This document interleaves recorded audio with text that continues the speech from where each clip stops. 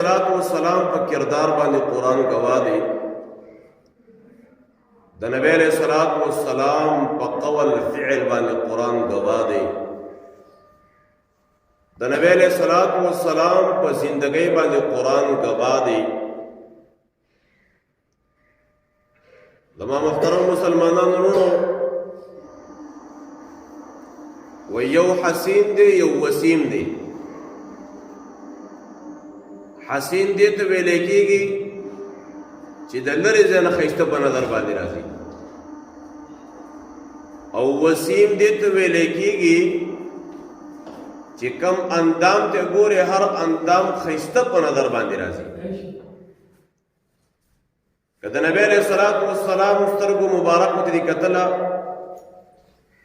د نبی علیہ الصلوۃ والسلام سترګې مبارکې ښایسته وي،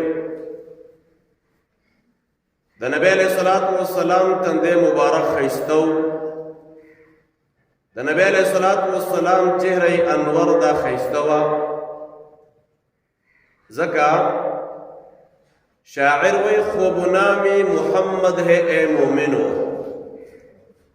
خوب نامی محمد ہے اے مومنو، جس میں نقطہ بے رب کو گوارا نہیں. جو نبی کی محبت سے منہ پھیر لے، جو نبی کی محبت سے منہ پھیر لے، دونوں عالم میں اس کا گزارا نہیں. نسبت مصطفیٰ صلی اللہ علیہ وسلم بھی بڑی چیز ہے. نسبت مصطفیٰ صلی اللہ علیہ وسلم بھی بڑی چیز ہے، جس کی نسبت نہیں اس کی بخشش نہیں. زما محترم مسلمانانو ورونو،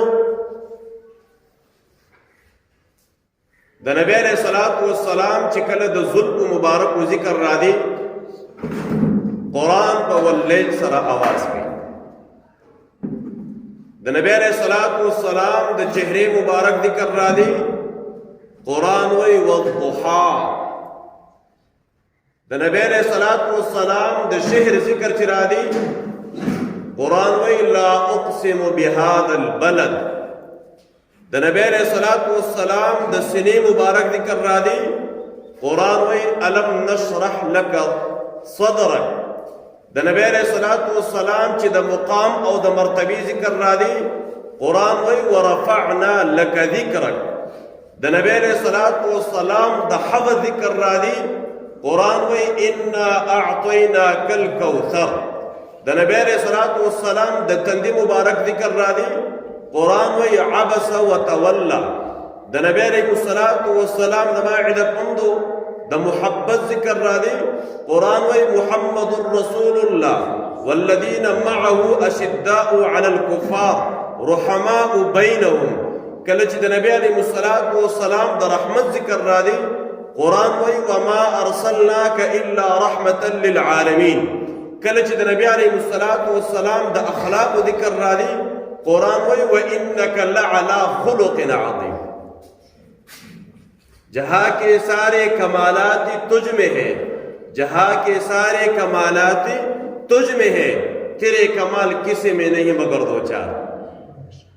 زما محترم مسلمانانو، د نبی علیہ الصلوۃ والسلام کثیرت باندې تمام علماء کرام کتابونه ولګي، تمام مصنفین د ماعده پند خپل خپل کتابونه ولګي. یاد ساته د کتابونو لیکای به ختم شي، د قلمونو صحیح به ختم شي، او د امام الانبیاء صفات به ختم نشي، د دوانو جهانو سردار صفات به ختم نشي. دغه د ماعده پند حضرت جابر رضی الله تعالی عنہ فرمایي، یو ځل ویرالم نبی علیہ الصلوۃ والسلام تشریف فرما دی، د څوارلسمې سپوږمۍ راختلې ده. وایي ما یو ځل نبی علیہ الصلوۃ والسلام ته وکتل چې دا نبی علیہ السلام ډېر ښایسته دی، که د څوارلسمې سپوږمۍ ډېره ښایسته ده. وایي یو ځل مې نبی علیہ الصلوۃ والسلام ته وکتل، بل ځل مې سپوږمۍ ته وکتله، بیا مې نبی علیہ الصلوۃ والسلام ته وکتل، بیا مې سپوږمۍ ته وکتله، بیا مې نبی علیہ الصلوۃ والسلام ته وکتل. فیصله مې په دې باندې وکړله چې امام الانبیاء د سپوږمۍ نه زیات ښایسته دی.